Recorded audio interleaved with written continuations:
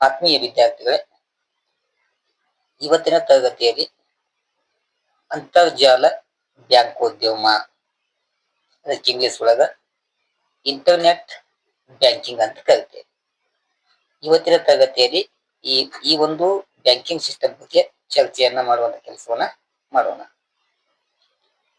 ಅಂತರ್ಜಾಲ ಬ್ಯಾಂಕೋದ್ಯಮ ಎಂದರೆ ಬ್ಯಾಂಕಿಗೆ ಸ್ವತಃ ಹೋಗದೆ, ಅಂದ್ರೆ ಬ್ಯಾಂಕಿನ ಖಾತೆದಾರನು ಬ್ಯಾಂಕಿಗೆ ಸ್ವತಃ ಹೋಗದೆ ಕಂಪ್ಯೂಟರ್ ಅಥವಾ ಮೊಬೈಲ್ ಮೂಲಕ ಇಂಟರ್ನೆಟ್ ಉಪಯೋಗಿಸಿ ಬ್ಯಾಂಕಿಂಗ್ ಸೇವೆಗಳನ್ನ ಪಡೆಯುವಂತ ಒಂದು ವಿಧಾನಕ್ಕೆ ನಾವೇನ್ ಕರಿತೀವಿ, ಇಂಟರ್ನೆಟ್ ಬ್ಯಾಂಕಿಂಗ್ ಅಂತ ಕರಿತೀವಿ. ಏನೋ ಬ್ಯಾಂಕಿನ ಗ್ರಾಹಕನು ನೇರವಾಗಿ ಬ್ಯಾಂಕಿಗೆ ಹೋಗದೆ ಆತನು ಈ ಕಂಪ್ಯೂಟರ್ ಮತ್ತು ಮೊಬೈಲಿನ ಮೂಲಕ ಇಂಟರ್ನೆಟ್ ಸೌಲಭ್ಯವನ್ನ ಉಪಯೋಗಿಸಿಕೊಂಡು ಬ್ಯಾಂಕಿಂಗ್ ಸೇವೆಗಳನ್ನ ಪಡೆಯುವಂತ ಒಂದು ವಿಧಾನಕ್ಕೆ ನಾವೇನ್ ಕರಿತೀವಿ, ಇಂಟರ್ನೆಟ್ ಬ್ಯಾಂಕಿಂಗ್ ಅಥವಾ ಅಂತರ್ಜಾಲ ಬ್ಯಾಂಕೋದ್ಯಮ ಅಂತೇಳಿ ಕರಿತೀವಿ. ಇದು ಅದರ ಒಂದು ಅರ್ಥ ಆಗ್ತದೆ. ಈ ಒಂದು ಅಂತರ್ಜಾಲ ಬ್ಯಾಂಕೋದ್ಯಮ ವ್ಯವಸ್ಥೆಯನ್ನ ನಾವು ನೆಟ್ ಬ್ಯಾಂಕಿಂಗ್ ಅಂತೇಳಿ ಕರೆಯುವಂತ ಕೆಲಸವನ್ನ ಮಾಡ್ತೀವಿ. ಈ ಬ್ಯಾಂಕಿಂಗ್ ಅಂತೇಳಿ ಕರೆಯುವಂತ ಕೆಲಸವನ್ನ ಮಾಡ್ತೀವಿ, ಅಥವಾ ಆನ್ಲೈನ್ ಬ್ಯಾಂಕಿಂಗ್ ಎಂದು ಕೂಡ ಕರೆಯಲಾಗ್ತದೆ. ಏನು, ಈ ಅಂತರ್ಜಾಲ ಬ್ಯಾಂಕೋದ್ಯಮ ವ್ಯವಸ್ಥೆಯನ್ನ ನಾವೇನ್ ಕರಿತೀವಿ, ನೆಟ್ ಬ್ಯಾಂಕಿಂಗು, ಇ ಬ್ಯಾಂಕಿಂಗು ಮತ್ತು ಆನ್ಲೈನ್ ಬ್ಯಾಂಕಿಂಗ್ ಅಂತೇಳಿ ಕರೆಯುವಂತ ಕೆಲಸವನ್ನ ಮಾಡ್ತೀವಿ. ಈ ಇಂಟರ್ನೆಟ್ ಬ್ಯಾಂಕಿಂಗ್ ಗ್ರಾಹಕರಿಗೆ ನೇರವಾಗಿ ಹೊಸ ಹಾಗೂ ಸಾಂಪ್ರದಾಯಿಕ ಬ್ಯಾಂಕೋದ್ಯಮ ಸೇವೆಗಳನ್ನ ಸ್ವಯಂ ಚಾಲಿತವಾಗಿ, ಅಂದರೆ ಯಂತ್ರ ಮಾನವನಿಂದ ಒದಗಿಸುವ ವ್ಯವಸ್ಥೆಗೆ ವಿದ್ಯುತ್ ಚಾಲಿತ ಬ್ಯಾಂಕೋದ್ಯಮ ಎಂದು ಕರೆಯಲಾಗ್ತದೆ. ಏನು, ಗ್ರಾಹಕನಿಗೆ ನೇರವಾಗಿ ಹೊಸ ಹಾಗೂ ಸಾಂಪ್ರದಾಯಿಕ ಬ್ಯಾಂಕೋದ್ಯಮ ಸೇವೆಗಳನ್ನ ಸ್ವಯಂ ಚಾಲಿತವಾಗಿ, ಅಂದರೆ ಯಂತ್ರ ಮಾನವನಿಂದ ಒದಗಿಸುವ ಒಂದು ವ್ಯವಸ್ಥೆಗೆ ವಿದ್ಯುತ್ ಚಾಲಿತ ಬ್ಯಾಂಕೋದ್ಯಮ ಅಥವಾ ಇಂಟರ್ನೆಟ್ ಬ್ಯಾಂಕಿಂಗ್ ಅಂತೇಳಿ ಕರೆಯುವಂತ ಕೆಲಸವನ್ನ ಮಾಡ್ತೇವೆ. ಏನ, ಇಷ್ಟು ವಿದ್ಯಾರ್ಥಿಗಳೇ ಇಂಟರ್ನೆಟ್ ಬ್ಯಾಂಕಿಂಗ್ ಸಂಬಂಧಪಟ್ಟಂತೆ ಪೀಠಿಕೆ ಮತ್ತು ಅರ್ಥ ಆಗಿದೆ. ಈ ಪೀಠಿಕೆ ಮತ್ತು ಅರ್ಥ ಆದ್ಮೇಲೆ ಈ ಅಂತರ್ಜಾಲ ಬ್ಯಾಂಕೋದ್ಯಮ ಅಥವಾ ಇಂಟರ್ನೆಟ್ ಬ್ಯಾಂಕಿಂಗು ಒದಗಿಸುವಂತ ಸೇವೆಗಳು ಏನು ಎಂಬುದನ್ನ ಚರ್ಚೆಯನ್ನ ಮಾಡೋಣ. ಇದು ಒದಗಿಸುವಂತ ಒಂದನೆಯ ಸೇವೆ, ಇಂಟರ್ನೆಟ್ ಬ್ಯಾಂಕಿಂಗ್ ಮೂಲಕ ನಮ್ಮ ಖಾತೆಯ ಬ್ಯಾಲೆನ್ಸ್ ಅನ್ನ ನಾವೇನ್ ಮಾಡ್ಬೋದು, ಚೆಕ್ ಮಾಡ್ಕೋಬಹುದು. ಅಂದ್ರ ನಮ್ಮ ಖಾತೆಯಲ್ಲಿ ಎಷ್ಟು ಅಮೌಂಟ್ ಐತೆ ಅಂತೇಳಿ ಈ ಇಂಟರ್ನೆಟ್ ಬ್ಯಾಂಕಿಂಗ್ ಸೌಲಭ್ಯವನ್ನ ಪಡೆಯುವುದರ ಮೂಲಕ ನಮ್ಮ ಖಾತೆಯಲ್ಲಿರುವಂತ ಬ್ಯಾಲೆನ್ಸ್ ಅನ್ನ ನೋಡಬಹುದು. ಇದು ಒದಗಿಸುವಂತ ಒಂದನೆಯ ಸೇವೆ. ಇನ್ನು ಒದಗಿಸುವಂತ ಎರಡನೇ ಸೇವೆ, ನಾವು ಮಿನಿ ಸ್ಟೇಟ್ಮೆಂಟ್ ಮತ್ತು ಪಾಸ್ಬುಕ್ ಅನ್ನ ಡೌನ್ಲೋಡ್ ಅನ್ನ ಮಾಡಬಹುದು. ಏನು, ನಮ್ಮ ಖಾತೆಯಲ್ಲಿರುವಂತ ಹಣಕಾಸಿನ ವ್ಯವಹಾರದ ಬಗ್ಗೆ ಮಿನಿ ಸ್ಟೇಟ್ಮೆಂಟ್ ಅನ್ನ ತೆಗಿಬಹುದು, ಅಥವಾ ನಮಗೆ ಬೇಕಾದಂತ ಪಾಸ್ಬುಕ್ ಅನ್ನ ಡೌನ್ಲೋಡ್ ಮಾಡಲು ನಾವು ಇಂಟರ್ನೆಟ್ ಬ್ಯಾಂಕಿಂಗು ನಮಗೆ ಒದಗಿಸುವಂತ ಎರಡನೆಯ ಪ್ರಮುಖವಾದಂತ ಸೇವೆ ಆಗಿದೆ. ಇದು ಮೂರನೇ ಸೇವೆ. ಈ ಇಂಟರ್ನೆಟ್ ಬ್ಯಾಂಕಿಂಗ್ ನಮಗೆ ಏನ್ ಮಾಡ್ತದೆ, ಹಣವನ್ನ ವರ್ಗಾವಣೆ ಮಾಡಲು ಅಥವಾ ವರ್ಗಾಯಿಸುವಂತ ಸೇವೆಯನ್ನ ಒದಗಿಸುವಂತ ಕೆಲಸವನ್ನ ಮಾಡ್ತದೆ. ಎದರ ಮೂಲಕ ಅಂತಂದ್ರ ನಿಫ್ಟಿ ಮೂಲಕ, RTGS ಮೂಲಕ ಮತ್ತು IMPS ಮೂಲಕ ಹಣವನ್ನ ವರ್ಗಾಯಿಸುವಂತ ಸೇವೆಯನ್ನ ಬ್ಯಾಂಕುಗಳು ಒದಗಿಸಿ ಕೊಡ್ತಾವೆ. ಅದು ಎಂತ ಬ್ಯಾಂಕು, ಇಂಟರ್ನೆಟ್ ಬ್ಯಾಂಕಿಂಗ್. ಇನ್ನು ನಾಲ್ಕನೆಯ ಒದಗಿಸುವಂತ ಸೇವೆ ಯಾವುದು, ಬಿಲ್ಗಳನ್ನ ಪಾವತಿ ಮಾಡುವಂತ ಸೇವೆಯನ್ನ ಒದಗಿಸಿ ಕೊಡ್ತದೆ. ಏನು, ಇಂಟರ್ನೆಟ್ ಬ್ಯಾಂಕಿಂಗ್ ಮೂಲಕ ಒದಗಿಸುವಂತ ಇನ್ನೊಂದು ಸೇವೆ ಏನು, ಬಿಲ್ಗಳನ್ನ ಪಾವತಿ ಮಾಡುವುದು ನಮ್ಗೆ ಅನುಕೂಲವನ್ನ ಮಾಡಿ ಕೊಡ್ತದೆ. ಹೇಗೆ ಅಂತಂದ್ರೆ, ಉದಾಹರಣೆಗೆ ಎಲೆಕ್ಟ್ರಾನಿಕ್ ಬಿಲ್ಗಳನ್ನ ಪಾವತಿ ಮಾಡಬಹುದು, ವಾಟರ್ ಬಿಲ್ ಅನ್ನ, ಗ್ಯಾಸ್ ಬಿಲ್ ಅನ್ನ, DTH ಬಿಲ್ ಅನ್ನ ಮತ್ತು ಮೊಬೈಲ್ ರಿಚಾರ್ಜ್ ಇವೆಲ್ಲವನ್ನ ಇವೇನು ಮಾಡುವುದು, ಪಾವತಿಯನ್ನ ಮಾಡಲು ಈ ಇಂಟರ್ನೆಟ್ ಬ್ಯಾಂಕಿಂಗ್ ನಮಗೆ ಏನ್ ಮಾಡ್ತದೆ, ಸಹಾಯವನ್ನ ಮಾಡಿ ಕೊಡ್ತದೆ. ಇದು ಒದಗಿಸುವಂತ ನಾಲ್ಕನೆಯ ಸೇವೆ. ಇನ್ನು ಒದಗಿಸುವಂತ ಐದನೇ ಸೇವೆ ಯಾವುದು? ಟಿಕೆಟ್ ಬುಕ್ಕಿಂಗ್ ಸೇವೆಯನ್ನ ಒದಗಿಸ್ತದ. ಅಂದ್ರೆ ನಾವೆಲ್ಲಾದ್ರೂ ಪ್ರವಾಸವನ್ನ ಹಮ್ಮಿಕೊಳ್ಬೇಕಾದ್ರೆ ಅಥವಾ ನಾವ್ ಎಲ್ಲಿಗಾದ್ರೂ ಹೋಗ್ಬೇಕಾಗ್ತಂದ್ರ ಈ ಇಂಟರ್ನೆಟ್ ಬ್ಯಾಂಕಿಂಗ್ ಮೂಲಕ ನಾವೇನ್ ಮಾಡ್ಬೋದು? ಟಿಕೆಟ್ ಅನ್ನ ಬುಕ್ ಅನ್ನ ಮಾಡಲು ನಮ್ಗೆ ಸಹಾಯವನ್ನ ಈ ಇಂಟರ್ನೆಟ್ ಬ್ಯಾಂಕಿಂಗ್ ಮಾಡ್ತದ. ಉದಾಹರಣೆಗೆ ಎಂತ ಬುಕ್ಕಿಂಗ್ ಅಂತಂದ್ರ ಟ್ರೈನ್ ಟಿಕೆಟ್ ಬುಕ್ ಮಾಡಬಹುದು, ಬಸ್ಗಳ ಟಿಕೆಟ್ ಬುಕ್ ಮಾಡಬಹುದು ಮತ್ತು ವಿಮಾನಗಳ ಟಿಕೆಟ್ ಅನ್ನ ಬುಕ್ ಮಾಡಲು ಈ ಇಂಟರ್ನೆಟ್ ಬ್ಯಾಂಕಿಂಗ್ ನಮ್ಗೆ ಒದಗಿಸುವಂತ ಮತ್ತೊಂದು ಸೇವೆ ಆಗಿದೆ. ಒದಗಿಸುವಂತ ಆರನೇ ಸೇವೆ ಅಂತಂದ್ರ ಕ್ರೆಡಿಟ್ ಕಾರ್ಡ್ ಏನಿದೆಯಲ್ಲ, ಆ ಕ್ರೆಡಿಟ್ ಕಾರ್ಡಿನ ಬಿಲ್ ಅನ್ನ ಪಾವತಿಸಲು ಏನ್ ಮಾಡ್ತದ? ಈ ಇಂಟರ್ನೆಟ್ ಬ್ಯಾಂಕಿಂಗ್ ನಮಗೆ ಒದಗಿಸುವಂತ ಮತ್ತೊಂದು ಸೇವೆ ಆಗಿದೆ. ಅಂದ್ರ ಈ ಕ್ರೆಡಿಟ್ ಕಾರ್ಡ್ ಅನ್ನ ಬಳಸಿಕೊಂಡು ಈ ಇಂಟರ್ನೆಟ್ ಬ್ಯಾಂಕಿಂಗಿನ ಮೂಲಕ ನಾವೇನ್ ಮಾಡ್ಬೋದು? ಬಿಲ್ ಅನ್ನ ಪಾವತಿಯನ್ನ ಮಾಡಬಹುದು. ಇದು ಕೊಡುವಂತ ಆರನೆಯ ಪ್ರಮುಖವಾದಂತ ಸೇವೆ ಆಗಿದೆ. 7th one, ಸಾಲದ EMI ಅನ್ನ ಪಾವತಿಸಬಹುದು. ಏನ್ ಮಾಡ್ಬೋದ್ರಿ? ನಾವು ಸಾಲ ಮಾಡ್ತೇವೆ ಬ್ಯಾಂಕಿನ ಮೂಲಕ. ಆ ಬ್ಯಾಂಕಿನ ಮೂಲಕ ಸಾಲ ಪಡೆದ್ಮೇಲೆ ನಾವು EMI ಕಂತುಗಳ ಮೂಲಕ ಸಾಲವನ್ನ ಮರುಪಾವತಿ ಮಾಡ್ಬೇಕಾಗ್ತದ. ಆ EMI ಮೂಲಕ ಸಾಲವನ್ನ ಕಂತುಗಳ ಮೂಲಕ ಕಟ್ಟಬೇಕಲ್ಲ, ಆ ಕಟ್ಟುವುದನ್ನ ನಾವ್ ಏನ್ ಮಾಡ್ಬೋದು? ಈ ಇಂಟರ್ನೆಟ್ ಬ್ಯಾಂಕಿಂಗ್ ನಲ್ಲಿ ಅಥವಾ ಇಂಟರ್ನೆಟ್ ಬ್ಯಾಂಕಿಂಗ್ ಅನ್ನ ಬಳಸಿಕೊಳ್ಳುವುದರ ಮೂಲಕ ಬ್ಯಾಂಕಿಗೆ ಕಟ್ಟಬಹುದಂತ EMI ಹಣವನ್ನ ನಾವು ಪಾವತಿಸಲು ಇದು ನಮಗೆ ಸಹಾಯವನ್ನ ಮಾಡಿ ಕೊಡ್ತದೆ. ಹೀಗಾಗಿ ಈ ಇಂಟರ್ನೆಟ್ ಬ್ಯಾಂಕಿಂಗ್ ಒದಗಿಸುವಂತ ಇನ್ನೊಂದು ಸೇವೆ ಯಾವುದು? ಸಾಲದ EMI ಅನ್ನ ಪಾವತಿಸುವಂತ ಕೆಲಸವನ್ನ ಮಾಡ್ತದೆ. ಇನ್ನು 8ನೇ ಸೇವೆ ಹೊಸ ಚೆಕ್ ಬುಕ್ಗೆ ವಿನಂತಿಯನ್ನ ಮಾಡುವುದು. ಅಂದ್ರ ನಮ್ಮ ಹಳೆಯ ಪಾಸ್ಬುಕ್ ಏನಾದ್ರು ಹಳೆಯ ಏನಾದ್ರು ಚೆಕ್ ಬುಕ್ ಏನಾದ್ರು ಮುಗಿದು ಹೋತಂತಂದ್ರ ಅಥವಾ ಅದ್ರ ಅವಧಿ ದೀವ ಆತಂತಂದ್ರ ನಮಗೇನಾದ್ರು ಹೊಸ ಚೆಕ್ ಬುಕ್ ಬೇಕಾತಂತಂದ್ರ ಈ ಇಂಟರ್ನೆಟ್ ಬ್ಯಾಂಕಿಂಗಿನ ಮೂಲಕ ಬ್ಯಾಂಕಿಗೆ ನಾವ್ ಏನ್ ಮಾಡ್ಬೋದು? ಹೊಸ ಚೆಕ್ ಬುಕ್ ಬೇಕಂತೇಳಿ ಬ್ಯಾಂಕ್ಗಳಿಗೆ ವಿನಂತಿಯನ್ನ ಮಾಡಲು ಕೂಡ ಈ ಇಂಟರ್ನೆಟ್ ಬ್ಯಾಂಕಿಂಗ್ ನಮ್ಗೆ ಏನ್ ಮಾಡ್ತದ? ಸಹಾಯವನ್ನ ಮಾಡಿ ಕೊಡ್ತದೆ. ಓಕೆನಾ? ಇಷ್ಟು ವಿದ್ಯಾರ್ಥಿಗಳೇ ಈ ಇಂಟರ್ನೆಟ್ ಬ್ಯಾಂಕಿಂಗು ಒದಗಿಸುವಂತ ಪ್ರಮುಖ 8 ಸೇವೆಗಳು ಆಗಿವೆ. ಓಕೆನಾ? ಹೀಗಾಗಿ ಆಧುನಿಕ ದಿನಮಾನದಲ್ಲಿ ಈ ಇಂಟರ್ನೆಟ್ ಬ್ಯಾಂಕಿಂಗ್ ಎನ್ನುವುದು ಬಹಳ ಮಹತ್ವಪೂರ್ಣವಾದಂತ ಬ್ಯಾಂಕೋದ್ಯಮ ಸೇವೆ ಆಗಿದೆ. ಓಕೆನಾ? ಇಷ್ಟು ಸಂಪೂರ್ಣವಾಗಿ ವಿದ್ಯಾರ್ಥಿಗಳು ತಿಳ್ಕೊಬೇಕಾಗ್ತದೆ. ಇನ್ನ ಈ ಇಂಟರ್ನೆಟ್ ಬ್ಯಾಂಕಿಂಗ್ ಇಂದಾಗುವಂತ ಅನುಕೂಲಗಳು ಏನು ಎಂಬುದನ್ನ ಚರ್ಚೆ ಮಾಡೋಣ. ಈ ಅಂತರ್ಜಾಲ ಬ್ಯಾಂಕೋದ್ಯಮದಿಂದ ಅನೇಕ ಅನುಕೂಲತೆಗಳು ಲಭಿಸುತ್ತವೆ. ಏನೋ ಈ ಇಂಟರ್ನೆಟ್ ಬ್ಯಾಂಕಿಂಗ್ ಅನ್ನ ಬಳಸಿಕೊಳ್ಳುವುದರ ಮೂಲಕ ಅನೇಕ ಅನುಕೂಲಗಳು ಲಭಿಸ್ತಾವಂತ. ಅವುಗಳನ್ನ ನಾವೇನ್ ಮಾಡೋಣ? ಈ ಮುಂದಿನಂತೆ ವಿವರಣೆ ಮಾಡುವಂತ ಕೆಲಸವನ್ನ ಮಾಡೋಣ. 1, ಜಗತ್ತಿನ ಯಾವುದೇ ಮೂಲೆಯಿಂದ ವ್ಯವಹಾರವನ್ನ ನಿರ್ವಹಣೆಯನ್ನ ಮಾಡಬಹುದು. ಏನೋ ಈ ಇಂಟರ್ನೆಟ್ ಬ್ಯಾಂಕಿಂಗ್ ಸೌಲಭ್ಯ ಇತ್ತಂತಂದ್ರ ನಾವು ಜಗತ್ತಿನ ಯಾವುದೇ ಮೂಲೆಯಿಂದ ಹಣಕಾಸಿನ ವ್ಯವಹಾರವನ್ನ ನಿರ್ವಹಣೆ ಮಾಡಬಹುದಂತ. ಹೇಗೆಂತಂದ್ರ ಗ್ರಾಹಕನು ಪ್ರಪಂಚದಾದ್ಯಂತ ಯಾವುದೇ ಸ್ಥಳದಲ್ಲಿ ಇದ್ದರೂ ಕೂಡ ಸಹ ತನ್ನ ಸ್ವಂತ ಗಣಕಯಂತ್ರದ ಮೂಲಕ ಬ್ಯಾಂಕೋದ್ಯಮ ವ್ಯವಹಾರಗಳನ್ನ ನಿರ್ವಹಿಸಲು ಸಾಧ್ಯ ಆಗ್ತದೆ. ಏನೋ ಬ್ಯಾಂಕಿನ ಗ್ರಾಹಕ ಆಗ್ಬೋದು ಅಥವಾ ಇಂಟರ್ನೆಟ್ ಬ್ಯಾಂಕಿಂಗ್ ಅನ್ನ ಬಳಸುವಂತ ಗ್ರಾಹಕ ಪ್ರಪಂಚದ ಯಾವುದೇ ಸ್ಥಳದಲ್ಲಿ ಇದ್ರೂ ಕೂಡ ಆತನ ಬಳಿ ಏನಾದ್ರು ಸ್ವಂತ ಒಂದು ಗಣಕಯಂತ್ರ ಅಥವಾ ಕಂಪ್ಯೂಟರ್ ಇತ್ತಂತಂದ್ರ ಅಥವಾ ಸ್ವಂತ ಮೊಬೈಲ್ ಇತ್ತಂತಂದ್ರ ಆ ಗಣಕಯಂತ್ರ ಮತ್ತು ಮೊಬೈಲ್ ಅನ್ನ ಬಳಸಿಕೊಂಡು ಜಗತ್ತಿನ ಯಾವುದೇ ಮೂಲೆಯಲ್ಲಿ ಕುಳಿತುಕೊಂಡು ಏನ್ ಮಾಡಬಹುದವ? ಈ ಬ್ಯಾಂಕೋದ್ಯಮ ವ್ಯವಹಾರಗಳನ್ನ ನಿರ್ವಹಿಸಲು ಸಾಧ್ಯ ಇರ್ತದೆ. ಹೀಗಾಗಿ ಇದು ಆಗುವಂತ 1ನೆಯ ಅನುಕೂಲತೆ ಏನು? ಜಗತ್ತಿನ ಯಾವುದೇ ಮೂಲೆಯಿಂದ ಬ್ಯಾಂಕಿಂಗ್ ವ್ಯವಹಾರವನ್ನ ನಿರ್ವಹಣೆ ಮಾಡಲು ಈ ಇಂಟರ್ನೆಟ್ ಬ್ಯಾಂಕಿಂಗ್ ನಮ್ಗೆ ಸಹಾಯವನ್ನ ಮಾಡಿ ಕೊಡ್ತದೆ. ಇದು 1. 2ನೇದು ಸಮಯ ಮತ್ತು ಹಣದ ಉಳಿತಾಯವನ್ನ ಮಾಡಿ ಕೊಡ್ತದೆ. ಏನು? ಈ ಇಂಟರ್ನೆಟ್ ಬ್ಯಾಂಕಿಂಗು ಸಮಯ ಮತ್ತು ಹಣದ ಉಳಿತಾಯವನ್ನ ಮಾಡುವಂತ ಕೆಲಸವನ್ನ ಮಾಡ್ತದೆ.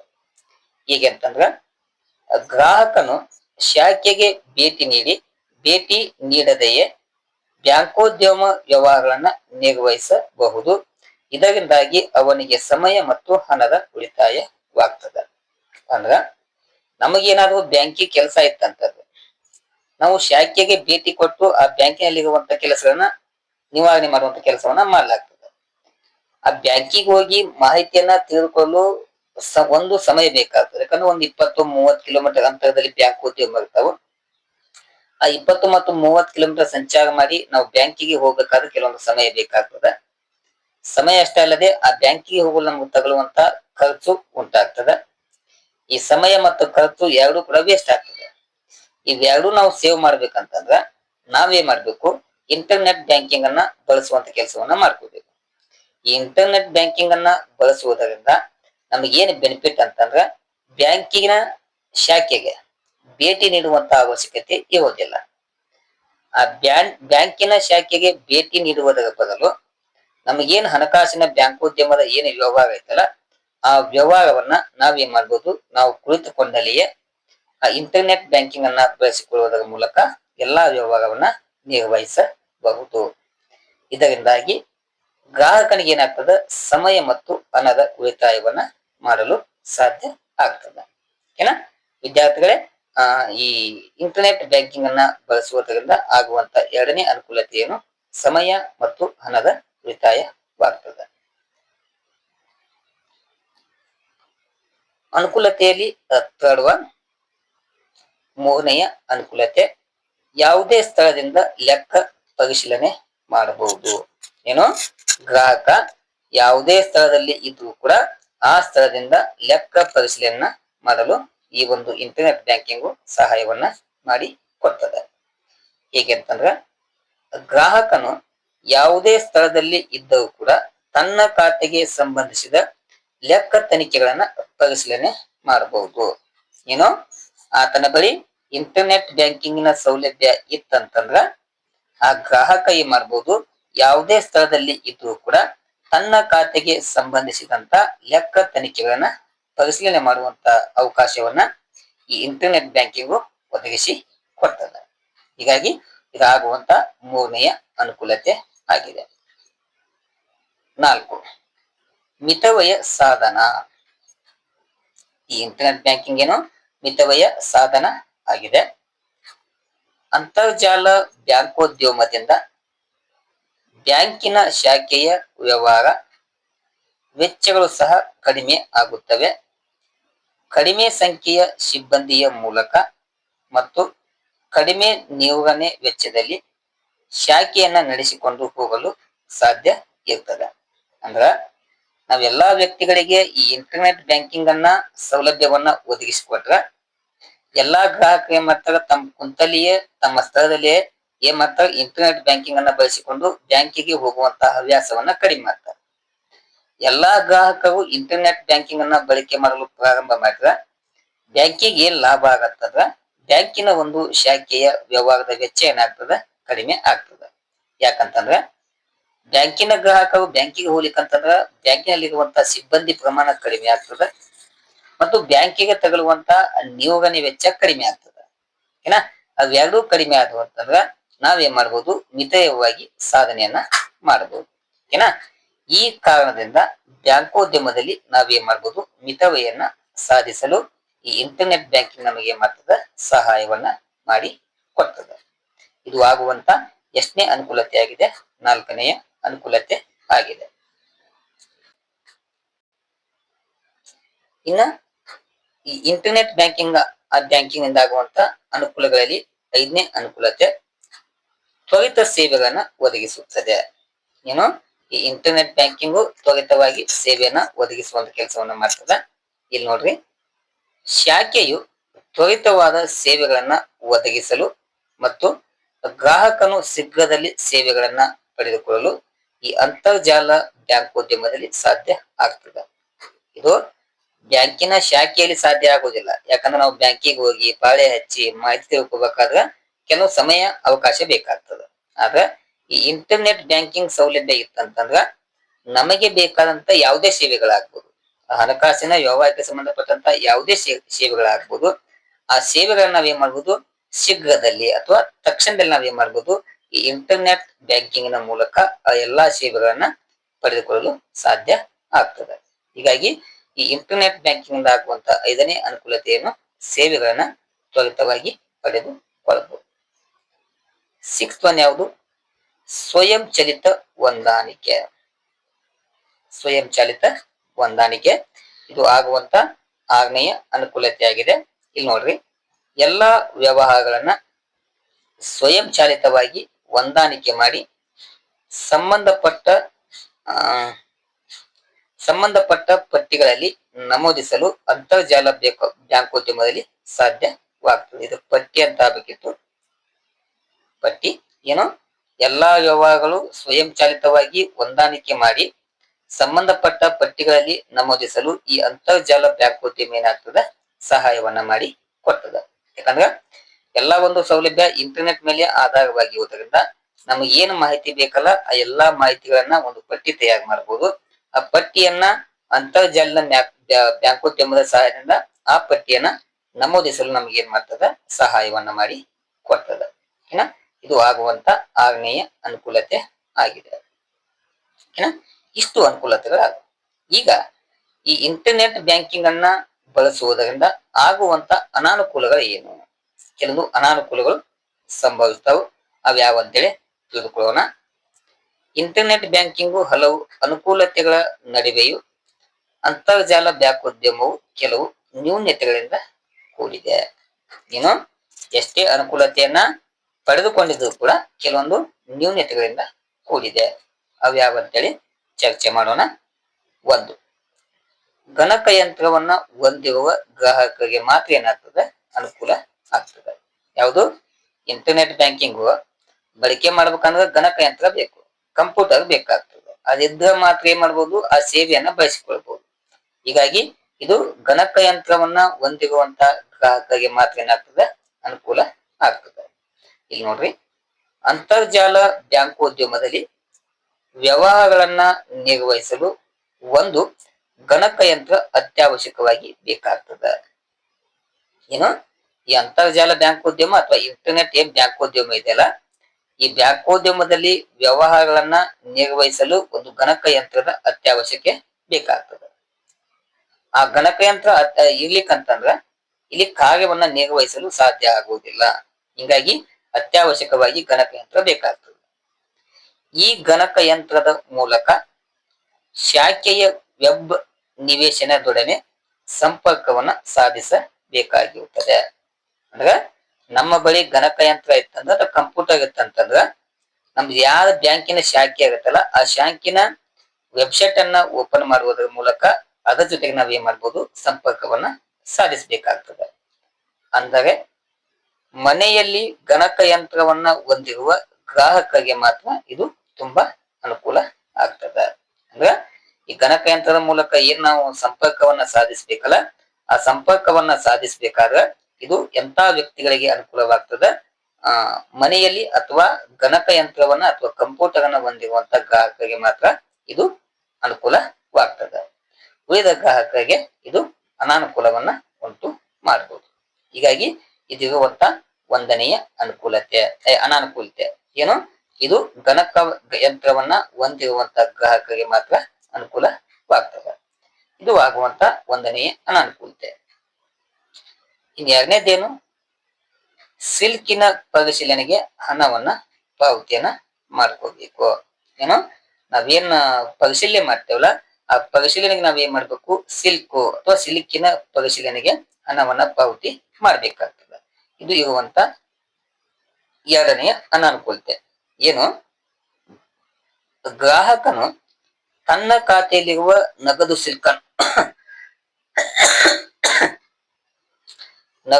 ಅಂದು ಒಂದ, ನಗದು ಮೊತ್ತ ಅಂದು ಒಂದ. ಓಕೆನಾ? ಗ್ರಾಹಕನು ತನ್ನ ಖಾತೆಯಲ್ಲಿರುವ ನಗದು ಸಿಲ್ಕನ್ನ ಪರಿಶೀಲಿಸಿದಾಗಲೆಲ್ಲ ಅದಕ್ಕಾಗಿ ಹಣವನ್ನ ಪಾವತಿಸಬೇಕಾಗಿರುತ್ತದೆ. ಅಂದ್ರ ಈ ಇಂಟರ್ನೆಟ್ ಬ್ಯಾಂಕಿಂಗ್ ಅನ್ನ ಬಳಸಿಕೊಂಡು ನಾವು ಮನೇಲಿ ಕುಂತ್ಕೊಂಡು ನಾವೇನ್ ನಗದು ಹಣವನ್ನ ಪರಿಶೀಲನೆ ಮಾಡ್ತೇವಲ್ಲ ಆ ಪರಿಶೀಲನೆ ಮಾಡಿದ್ದಕ್ಕಾಗಿ ನಾವೇನ್ ಮಾಡ್ಬೇಕು? ಬ್ಯಾಂಕಿಗೆ ಹಣವನ್ನ ಪಾವತಿಸಬೇಕಾಗ್ತದೆ. ಹೀಗಾಗಿ ಇದಾಗುವಂತ 2ನೇ ಒಂದು ಅನಾನುಕೂಲತೆ ಆಗಿದೆ. 3rd ಒನ್ ಅನಾನುಕೂಲತೆಯಲ್ಲಿ 3rd ಒನ್ ಅಂಚೆ ಸೇವೆಯ ಅವಶ್ಯಕತೆ ಬೇಕಾಗುತ್ತದೆ. ಇಲ್ಲಿ ನೋಡ್ರಿ, ಅಂತರ್ಜಾಲ ಬ್ಯಾಂಕೋದ್ಯಮದ ಇನ್ನೊಂದು ಅತಿ ಮುಖ್ಯ ನ್ಯೂನತೆ ಏನಂದ್ರ ಎಲ್ಲಾ ವ್ಯವಹಾರಗಳನ್ನ ವಿದ್ಯುತ್ ಚಾಲಿತವಾಗಿ ನಡೆಸಲು ಸಾಧ್ಯವಿರುವುದಿಲ್ಲ. ಏನು, ಬ್ಯಾಂಕಿಗೆ ಸಂಬಂಧಪಟ್ಟಂತ ಎಲ್ಲಾ ಒಂದು ವ್ಯವಹಾರಗಳನ್ನ ವಿದ್ಯುತ್ ಚಾಲಿತ ಮೂಲಕ ಅಂದ್ರೆ ಇಂಟರ್ನೆಟ್ ಬ್ಯಾಂಕಿಂಗ್ ಮೂಲಕ ನಡೆಸಲು ಸಾಧ್ಯ ಇರುವುದಿಲ್ಲ. ಹೀಗಾಗಿ ಕೆಲವು ಠೇವಣಿಗಳನ್ನ ಮಾಡುವಿಕೆ ಆಗ್ಬೋದು ಅಥವಾ ಹಣವನ್ನ ಹಿಂಪಡೆಯುವಿಕೆಗೆ ಆಗ್ಬೋದು ನಾವು ಅಂಚೆ ಸೇವೆಯನ್ನ ಕಂಪಲ್ಸರಿಯಾಗಿ ಉಪಯೋಗಿಸಬೇಕಾಗಿರುತ್ತದೆ. ನೋಡಿ, ನಮ್ ಕಡೆ ಎಷ್ಟೇ ಇಂಟರ್ನೆಟ್ ಬ್ಯಾಂಕಿಂಗ್ ಸೌಲಭ್ಯ ಇದ್ದು ಕೂಡ ಕೆಲವೊಂದು ಬ್ಯಾಂಕಿನ ಹಣಕಾಸಿನ ವ್ಯವಹಾರ ಇರ್ತಾವ. ಅಂತಹ ಹಣಕಾಸಿನ ವ್ಯವಹಾರಗಳನ್ನ ನಾವೇನು ಬಳಸಿಕೊಂಡು ನಿರ್ವಹಿಸಬೇಕಾಗ್ತದ, ಅಂಚೆ ಸೇವೆಯನ್ನ ಬಳಸಿಕೊಂಡು ನಿರ್ವಹಿಸಬೇಕಾಗ್ತದೆ. ಅಂದ್ರ ಉದಾಹರಣೆಗೆ ಠೇವಣಿಗಳನ್ನ ಮಾಡುವುದಾಗ್ಬೋದು ಅಥವಾ ಹಣವನ್ನ ಹಿಂಪಡೆಯುವಿಕೆಗೆ ನಾವು ಕಂಪಲ್ಸರಿಯಾಗಿ ಅಂಚೆ ಸೇವೆಯನ್ನ ಬಳಸಬೇಕಾಗ್ತದ. ಹೀಗಾಗಿ ಇದಿರುವಂತ ಎಷ್ಟನೇ ನ್ಯೂನತೆ ಆಗಿದೆ? ಮೂರನೆಯ ನ್ಯೂನತೆ ಆಗಿದೆ. ಇನ್ನು ಅನಾನುಕೂಲತೆಯಲ್ಲಿ ನಾಲ್ಕನೇದು ವಿದ್ಯುತ್ ಕೊರತೆಯ ಅಡಚಣೆ. ನೋಡಿ, ಇಂಟರ್ನೆಟ್ ನಮ್ಮ ಮನೆಯಲ್ಲಿ ಕಂಪ್ಯೂಟರ್ ಎಲ್ಲ ಇದ್ದು ಕೂಡ ಅದಕ್ಕೇನ್ ಬೇಕಾಗ್ತದ? ವಿದ್ಯುತ್ತಿನ ಸೌಲಭ್ಯ ಬೇಕಾಗ್ತದ. ಒಂದು ವೇಳೆ ವಿದ್ಯುತ್ ಇರ್ಲಿಕ್ಕಂತಂದ್ರ ಇಂಟರ್ನೆಟ್ ಬ್ಯಾಂಕಿಂಗು ಇದ್ದು ಸತ್ತಂಗ ಆಗ್ತದ. ಏನ, ಹೀಗಾಗಿ ನಾಲ್ಕನೇ ಅನಾನುಕೂಲತೆ ಏನು? ವಿದ್ಯುತ್ ಕೊರತೆಯ ಅಡಚಣೆ. ಇಲ್ಲಿ ನೋಡ್ರಿ, ಅಂತರ್ಜಾಲ ಬ್ಯಾಂಕೋದ್ಯಮ ವ್ಯವಹಾರವನ್ನ ನಡೆಸಲು ವಿದ್ಯುತ್ ಸಂಪರ್ಕ ಸೌಲಭ್ಯವು ನಿರಂತರವಾಗಿ ಲಭ್ಯವಿರಬೇಕಾಗುತ್ತದೆ. ಏನ, ನಾವು ಎಲ್ಲಿ ತನಕ ಇಂಟರ್ನೆಟ್ ಬ್ಯಾಂಕಿಂಗ್ ಸೌಲಭ್ಯವನ್ನ ಬಳಸ್ತೇವಲ್ಲ ಅಲ್ಲಿ ತನಕ ಕೂಡ ವಿದ್ಯುತ್ತಿನ ಸಂಪರ್ಕ ಬೇಕಾಗ್ತದ. ಒಂದು ವೇಳೆ ಏನಾದ್ರು ವಿದ್ಯುತ್ ಏನಾದ್ರು ಹೋತಂತಂದ್ರ ಇಂಟರ್ನೆಟ್ ಬ್ಯಾಂಕಿಂಗ್ ಸೌಲಭ್ಯ ಕೂಡ ನಿಂತು ಹೋಗ್ತದ. ಹೀಗಾಗಿ ಈ ಎರಡು ಹೆಂಗಿದ್ದಂಗ ಅಂತಂದ್ರ ತಾಯಿ ಮತ್ತು ಮಕ್ಕಳಿದ್ದಂಗ, ಒಂದಿದ್ರೆ ಒಂದಿರ್ಲಿಕ್ಕಂದ್ರ ಇನ್ನೊಂದು ಕೂಡ ಸಾಧ್ಯವಿಲ್ಲ. ಹೀಗಾಗಿ ಅಂತರ್ಜಾಲ ಬ್ಯಾಂಕೋದ್ಯಮ ವ್ಯವಹಾರವನ್ನ ನಡೆಸಲು ವಿದ್ಯುತ್ತಿನ ಸಂಪರ್ಕ ಕಂಪಲ್ಸರಿಯಾಗಿ ಬೇಕಾಗ್ತದ. ಒಂದು ವೇಳೆ ಏನಾದ್ರೂ ವಿದ್ಯುತ್ ಸಂಪರ್ಕವಿಲ್ಲದಿದ್ದರೆ ಗಣಕಯಂತ್ರವು ಕೆಲಸ ಮಾಡದಿರುವುದರಿಂದ ವ್ಯವಹಾರಗಳನ್ನ ನಿರ್ವಹಿಸಲು ಸಾಧ್ಯವಾಗುವುದಿಲ್ಲ. ಯಾಕಂತಂದ್ರ ವಿದ್ಯುತ್ ಸೌಲಭ್ಯ ಇದ್ರೆ ಗಣಕಯಂತ್ರ ಕಾರ್ಯವನ್ನ ನಿರ್ವಹಿಸ್ತದ. ವಿದ್ಯುತ್ ಇಲ್ಲ ಅಂತಂದ್ರ ಗಣಕಯಂತ್ರವು ಯಾವುದೇ ಕಾರ್ಯವನ್ನ ನಿರ್ವಹಿಸುವುದಿಲ್ಲ. ಹೀಗಾಗಿ ಹಣಕಾಸಿನ ಏನು ವ್ಯವಹಾರ ಬರ್ತಾವಲ್ಲ ಅವುಗಳನ್ನ ಇಂಟರ್ನೆಟ್ ಬ್ಯಾಂಕಿಂಗ್ ನ ಮೂಲಕ ನಿರ್ವಹಿಸಲು ಸಾಧ್ಯ ಆಗುವುದಿಲ್ಲ. ಏನ, ಇದು ಆಗುವಂತ ನಾಲ್ಕನೆಯ ಅನಾನುಕೂಲತೆ ಆಗಿದೆ. ನಾಲ್ಕಾಯ್ತು. ಇನ್ನ ಈ ಇಂಟರ್ನೆಟ್ ಬ್ಯಾಂಕಿಂಗ್ ಇಂದ ಆಗುವಂತ ಐದನೆಯ ಅನಾನುಕೂಲತೆ ಅಧಿಕ ಸಮಯದ ಅವಶ್ಯಕತೆ ಬೀರ್ತದೆ. ನೋಡಿಲಿ, ನಾ ಆಗಲೇ ಸಮಯದ ಉಳಿತಾಯ ಅನುಕೂಲತೆಯಲ್ಲಿ, ಈಗ ಅನಾನುಕೂಲತೆಯಲ್ಲಿ ಅಧಿಕ ಸಮಯದ ಅವಶ್ಯಕತೆ ಬೇಕಾಗ್ತದ. ಹೇಗೆ ಎಂಬುದನ್ನು ಚರ್ಚೆ ಮಾಡೋಣ. ಏನ್ ಬ್ಯಾಂಕಿನ ವೆಬ್ಸೈಟ್ ಇರ್ತಾವಲ್ಲ ಆ ವೆಬ್ ನಿವೇಶನದಲ್ಲಿ ಲಭ್ಯವಿರುವ ವಿವಿಧ ಹಣಕಾಸಿನ ತನಿಖೆಗಳನ್ನು ಮತ್ತು ಮಾಹಿತಿಗಳನ್ನ ಪರಿಶೀಲನೆ ಮಾಡಲು ಬಹಳ ಸಮಯ ಬೇಕಾಗ್ತದ. ಯಾಕೆ ಸಮಯ ಬೇಕಂತಂದ್ರ ಒಂದು ವೇಳೆ ನಾವು ಇರುವಂತ ನೆಟ್ವರ್ಕ್ ಬಿಜಿ ಆಗಿತ್ತಂತಂದ್ರ ಬ್ಯಾಂಕಿನ ವೆಬ್ಸೈಟ್ ನಮಗೆ ಓಪನ್ ಆಗುವುದಿಲ್ಲ. ಎಲ್ಲಿ ತನಕ ಆ ನೆಟ್ವರ್ಕ್ ನ ಸೌಲಭ್ಯ ಬರುವ ತನಕ. ಆ ನೆಟ್ವರ್ಕ್ ಸೌಲಭ್ಯ ಏನಾದ್ರು ಸರ್ವರ್ ಬಿಜಿ ಇತ್ತಂತಂದ್ರ ಒನ್ ಡೇ ನಿರಂತರವಾಗಿ ಹೋಗುವಂತ ಸಂಭವ ಇರ್ತದೆ.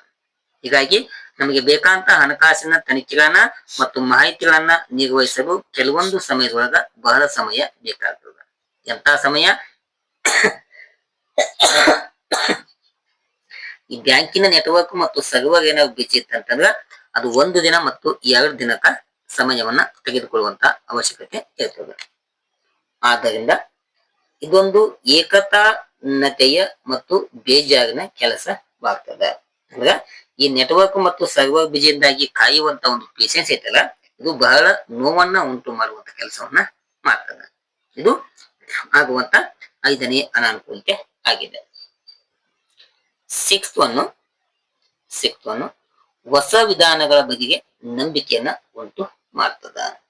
ಇಲ್ಲಿ ನೋಡ್ರಿ, ಅಂತರ್ಜಾಲ ಬ್ಯಾಂಕೋದ್ಯಮವು ಯಶಸ್ವಿಯುತವಾಗಬೇಕಾದರೆ ಗ್ರಾಹಕರಿಗೆ ಆ ಬ್ಯಾಂಕಿನ ಆರಂಭಶೀಲತೆ ಮತ್ತು ಹೊಸ ವಿಧಾನಗಳ ಬಗ್ಗೆ ನಂಬಿಕೆ ಇರಬೇಕಾಗ್ತದ.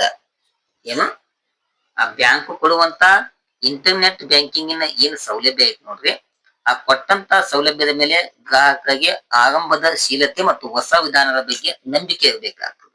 ಅಂದ್ರ ಈ ಇಂಟರ್ನೆಟ್ ಬ್ಯಾಂಕಿಂಗ್ ಅನ್ನ ಬಳಸುವುದರ ಮೂಲಕ ಯಾವುದೇ ತೊಂದರೆ ಆಗುವುದಿಲ್ಲ ಎಂಬ ನಂಬಿಕೆ ಗ್ರಾಹಕರ ಬಳಿ ಬಂದಾಗ ಮಾತ್ರ ಗ್ರಾಹಕ ಏನ್ ಮಾಡ್ತಾನೆ, ಇಂಟರ್ನೆಟ್ ಬ್ಯಾಂಕಿಂಗ್ ಅನ್ನ ಬಳಸ್ತಾನೆ.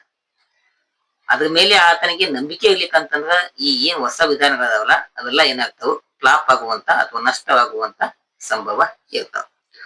ಒಂದು ವೇಳೆ ನಾವು ನಂಬಿಕೆ ಇಲ್ಲದಿದ್ದರೆ ಗ್ರಾಹಕರಿಗೆ ಸಾಂಪ್ರದಾಯಿಕವಾಗಿ ಬ್ಯಾಂಕೋದ್ಯಮಿ ಹಿತಕರವಾದಂತ ಎನಿಸುತ್ತದೆ. ಏನು, ಈ ಇಂಟರ್ನೆಟ್ ಬ್ಯಾಂಕಿಂಗ್ ಏನಿದೆಯಲ್ಲ ಇದ್ರ ಮೇಲೆ ಗ್ರಾಹಕರಿಗೆ ನಂಬಿಕೆ ಇತ್ತಂದ್ರ ಅವು ಬೆಳವಣಿಗೆ ಆಗ್ತಾವ. ಒಂದು ವೇಳೆ ನಾವು ಅವಕ್ಕ ಮೇಲೆ ನಂಬಿಕೆ ಇರ್ಲಿಕ್ಕಂತಂದ್ರ, ಗ್ರಾಹಕರಿಗೆ ಇಂತ ಒಂದು ಸೌಲಭ್ಯಗಳ ಮೇಲೆ ನಂಬಿಕೆ ಇರ್ಲಿಕ್ಕಂತಂದ್ರ ಅವು ಮತ್ತೆ ವಾಪಸ್ ಎಲ್ಲಿಗೆ ಹೋಗ್ಬೇಕಾಗ್ತದ, ಸಾಂಪ್ರದಾಯಿಕ ಏನು ಪದ್ಧತಿ ಇದೆಯಲ್ಲ ಆ ಪದ್ಧತಿಯ ಪ್ರಕಾರ ಮತ್ತೆ ಬ್ಯಾಂಕಿಗೆ ಹೋಗಿ ಹಣಕಾಸಿನ ವ್ಯವಹಾರವನ್ನ ಮಾಡುವಂತದ್ದು ಬೆಳವಣಿಗೆ ಆಗ್ತದೆ. ಇದು ಆಗುವಂತ 6ನೆಯ ಅನಾನುಕೂಲತೆ ಆಗಿದೆ. ಇನ್ನು 7th ಒನ್ ನೋಡ್ರಿ. 7th ಒನ್ ಅಸುರಕ್ಷತೆಯ ಬೆದರಿಕೆ. ಇದು ಆಗುವಂತ 7ನೆಯ ಅನಾನುಕೂಲತೆ. ಅಂತರ್ಜಾಲ ಬ್ಯಾಂಕೋದ್ಯಮಕ್ಕೆ ಅಸುರಕ್ಷತೆ ಬೆದರಿಕೆ ಇರುತ್ತದೆ. ಯಾಕಂತಂದ್ರ ಆದ್ದರಿಂದ ಗ್ರಾಹಕರು ಈ ಸೌಲಭ್ಯವನ್ನ ನಿಶ್ಚಿತತೆಯಿಂದ ಉಪಯೋಗಿಸಲಾರರು, ಇದು ಹೆಚ್ಚು ಸುರಕ್ಷಿತವಾಗಿರಲಾರದು ಎಂಬ ಭಾವನೆಯು ಗ್ರಾಹಕರಲ್ಲಿ ಸಾಮಾನ್ಯವಾಗಿ ಬೆಳೆದಿರುವ ಸಂಭವ ಇರ್ತದೆ. ಯಾಕಂತಂದ್ರ ಇದು ಇಂಟರ್ನೆಟ್ ಮೂಲಕ ಅಥವಾ ಗಣಕಯಂತ್ರದ ಮೂಲಕ ಕಾರ್ಯವನ್ನ ನಿರ್ವಹಿಸ್ತದೆ. ಇಲ್ಲಿ ನಿರ್ವಹಿಸುವಾಗ ಗ್ರಾಹಕರಿಗೆ ಮೊದಲಕ್ಕೆ ಇದ್ರ ಮೇಲೆ ನಂಬಿಕೆ ಪ್ರಮಾಣ ಕಡಿಮೆ ಇರ್ತದೆ. ಯಾಕಂದ್ರೆ ಮನುಷ್ಯರ ಮೇಲೆ ನಂಬಿಕೆ ಇಲ್ಲ ಅಂದ್ಮೇಲೆ ಈ ಯಂತ್ರಗಳ ಮೇಲೆ ಹೆಂಗ್ ನಂಬಿಕೆ ಬರುತ್ತೆ, ಇವುಗಳ ಮೇಲೆ ನಂಬಿಕೆ ಪ್ರಮಾಣ ಗ್ರಾಹಕರಿಗೆ ಕಡಿಮೆ ಇರ್ತದೆ. ಅದಷ್ಟೇ ಅಲ್ಲದೆ ನಾವೇನಾದ್ರೂ ಇವುಗಳ ಮೂಲಕ ಹಣಕಾಸಿನ ವ್ಯವಹಾರ ಮಾಡುವಾಗ ಏನಾದ್ರೂ ಮೋಸ ಆಗ್ಬೋದಲ್ಲ, OTP ಬಂತಂದ್ರೆ OTP ಹೇಳೋದ್ರ ಮೂಲಕ ನಮ್ಮ ಖಾತೆಯಲ್ಲಿರುವಂತಹ ಹಣ ಮಾಯ ಆಗ್ಬೋದಲ್ಲ, ಅಥವಾ ಅವನ ಏನು ಇಂಟರ್ನೆಟ್ ಸೌಲಭ್ಯ ಬೇಕಲ್ಲ. ಇತ್ತೀಚೆಗೆ ಸೈಬರ್ ಅಪರಾಧ ಹೆಚ್ಚಾಗ್ಬಿಟ್ಟಾವ. ಈಗ ಅಂದ್ರ ನಮ್ಮ ಬಳಿ ಇರುವಂತ ಬ್ಯಾಂಕಿನಲ್ಲಿರುವಂತ ಖಾತೆ ಹಣವನ್ನ ಅನಾವಶ್ಯಕವಾಗಿ ಏನ್ ಮಾಡ್ತಾರೆ, ಮೆಸೇಜ್ ಅನ್ನು ಹಾಕುವುದರ ಮೂಲಕ ಸೈಬರ್ ಕ್ರಮದ ಮೂಲಕ ಹಣವನ್ನು ಲೂಟಿ ಮಾಡುವಂತ ಸನ್ನಿವೇಶ ಐತಿ. ಇಂತಹ ದಿನಮಾನಗಳಲ್ಲಿ ನಾವು ಇಂಟರ್ನೆಟ್ ಬ್ಯಾಂಕಿಂಗ್ ಅನ್ನ ಬಳಕೆ ಮಾಡಂತೇಳಿ ಗ್ರಾಹಕರಿಗೆ ಬಿಟ್ರ ಈ ಗ್ರಾಹಕ ಏನಾಗ್ತದ, ಇದು ಅಸುರಕ್ಷತೆಯನ್ನ ಉಂಟು ಮಾಡುವಂತ ಸಂಭವ ಇರ್ತದ. ಓಕೆನಾ, ಇದು ಆಗುವಂತ ಎಷ್ಟನೇ ಅನುಕೂಲತೆ ಆಗಿದೆ, 7ನೆಯ ಅನುಕೂಲತೆ ಆಗಿದೆ. ಓಕೆನಾ, ಇಷ್ಟು ವಿದ್ಯಾರ್ಥಿಗಳೇ ಇಂಟರ್ನೆಟ್ ಬ್ಯಾಂಕಿಂಗ್ ಅಂದ್ರೇನು, ಇಂಟರ್ನೆಟ್ ಬ್ಯಾಂಕಿಂಗ್ ಒದಗಿಸುವಂತಹ ಸೇವೆಗಳು ಯಾವುವು, ಮತ್ತು ಇಂಟರ್ನೆಟ್ ಬ್ಯಾಂಕಿಂಗ್ ಇಂದ ಆಗುವಂತ ಅನುಕೂಲಗಳು ಏನು, ಮತ್ತು ಇಂಟರ್ನೆಟ್ ಬ್ಯಾಂಕಿಂಗ್ ಆಗುವಂತ ಅನಾನುಕೂಲತೆಗಳು ಏನು ಎಂಬುದರ ಸಂಪೂರ್ಣ ಮಾಹಿತಿಯನ್ನು ಒದಗಿಸಿ ಕೊಡಲಾಗಿದೆ. Thank you. ನಮಸ್ಕಾರ.